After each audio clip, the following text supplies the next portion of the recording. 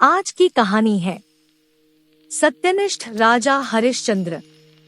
यह प्राचीन काल की बात है। सूर्यवंश में त्रिशंकु नाम के बड़े राजा हुए थे। वह अयोध्या के राजा थे।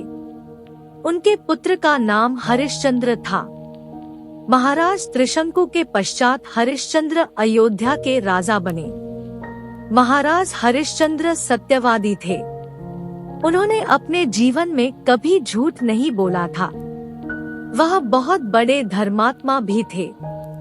वह अपना वचन पूरा करने के लिए कुछ भी कर सकते थे।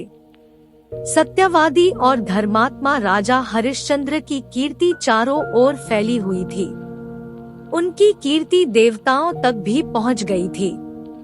धर्मात्मा तथा सत्यवादी होने के कारण देवताओं के राजा इंद्र का भी आसन डोलने लगा था। इंद्रदेव ने महर्षि विश्वामित्र को हरिश्चंद्र की परीक्षा लेने के लिए कहा। इंद्र के कहने से महर्षि विश्वामित्र ने महाराज हरिश्चंद्र से स्वप्न में उनका राज्य दान में मांगा तथा स्वप्न में ही राजा ने अपना राज्य महर्षि को दान में देने का वचन दे दिया।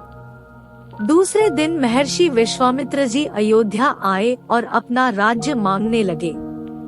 महाराज हरिश्चंद्र ने स्वप्न में दिया हुआ वचन पूरा करने के लिए अपना राज्य महर्षि विश्वामित्र को दान में दे दिया। महाराज हरिश्चंद्र संपूर्ण पृथ्वी के सम्राट थे।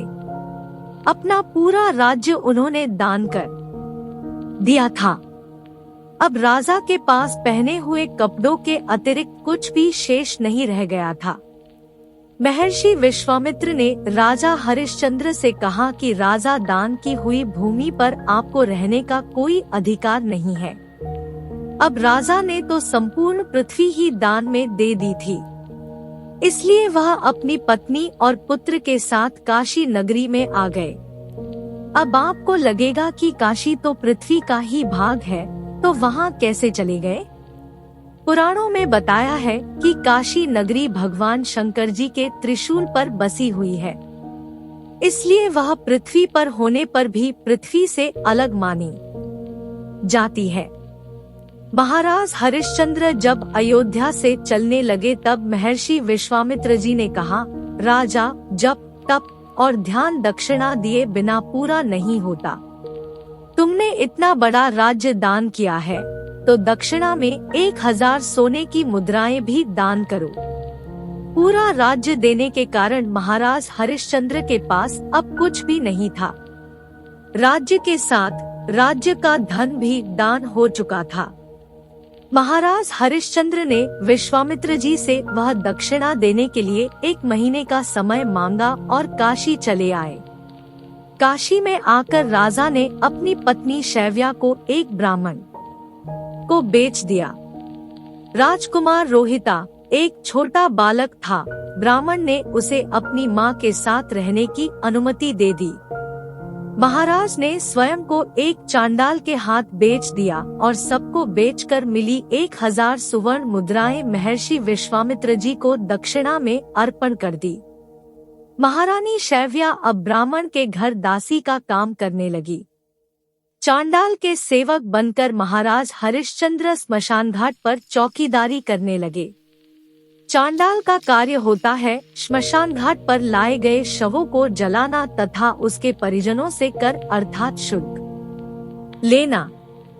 चांडाल ने महाराज को श्मशान में लाए जाने वाले शवों के परिजनों से कर अर्थात शुल्क लेने का कार्य सौंपा। राजा का पुत्र रोहिता अपनी माँ महारानी शैव्या के साथ ब्राह्मण के घर रहता था। एक दिन राजकुमार रोहिता ब्राह्मण की पूजा के लिए फूल चुन रहा था। उसी समय उसे एक सांप ने काट लिया। सांप का विष राजकुमार के शरीर में फैल गया और उसकी मृत्यु हो गई। उसकी माता शैव्या तो अकेली थी। उन्हें धीरज बंधाने वाला भी कोई नहीं था और न ही कोई उनके पुत्र को स्मशान घाट तक पहुंचाने वाला था। वह वैसे ही रोते बिलखते हुए रानी अकेली रोहिता का शव हाथ में उठाकर उसका अंतिम संस्कार करने के लिए रात को ही श्मशान घाट पहुंच गई। वह अपने पुत्र के शव का दाह संस्कार करने वाली ही थी। उसी समय महाराज हरिश्चंद्र वहां आ गए और श्मशान घाट का कर मांगने लगे। बेचारी महारानी के पास तो पुत्र को ढकने के लिए कपड़ा भी नहीं था, तो वह कर कहां से दे पाती। महाराज की आवाज से महारानी ने उन्हें पहचान लिया और वह गिड़गिड़ाकर कहने लगी, महाराज, यह हमारा पुत्र रोहिता है। सांप काटने से उसकी मृत्यु हो गई है और मेरे पास कर देने के लिए कुछ भी नहीं है। महाराज हरिश्चंद्र को बहुत दुख हुआ, किंतु वे अपने धर्म पर अटल रहे। उन्होंने कहा, रानी, मैं यहाँ चांडाल का सेवक हूँ। मेरे स्वामी ने मुझे कहा है कि बिना कर दिए किसी को शव नहीं जलाने देना, इसलिए तुम्हें कुछ तो देना ही पड़ेगा। रानी फूट फूट कर रोने लगी और कहा, महाराज, मेरे पास पहनी हुई साड़ी के अतिरिक्त कुछ नहीं है। मैं इस साड़ी में से आधी फाड़कर आपको दे देती हूँ। आप हमारे पुत्र का अंतिम संस्कार करने की अनुमति दे दीजिए। वह अपनी साड़ी फाड़ने ही जा रही थी, उसी समय वहां भगवान नारायण, इंद्र, धर्मराज आदि देवता और महर्षि विश्वामित्र प्रकट हो गए। महर्षि विश्वामित्र ने कहा, हे राजा, तुम हमारी परीक्षा में उत्तीर्ण हो गए हो। तुम्हारा पुत्र रोहिता जीवित है।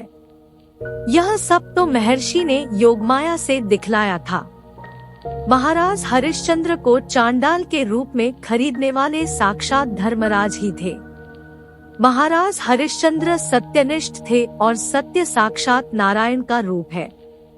इस सत्यता के कारण महाराज हरिश्चंद्र और महारानी शैव्या भगवान के धाम चले गए और महर्षि विश्वामित्र ने रोहिता को अयोध्या का राजा बना दिया। महाराज हरिश्चंद्र की सत्यता के कारण उनके लिए एक दोहा प्रसिद्ध है, चंद्र टले सूर्य टले, टले जगत व्यवहार।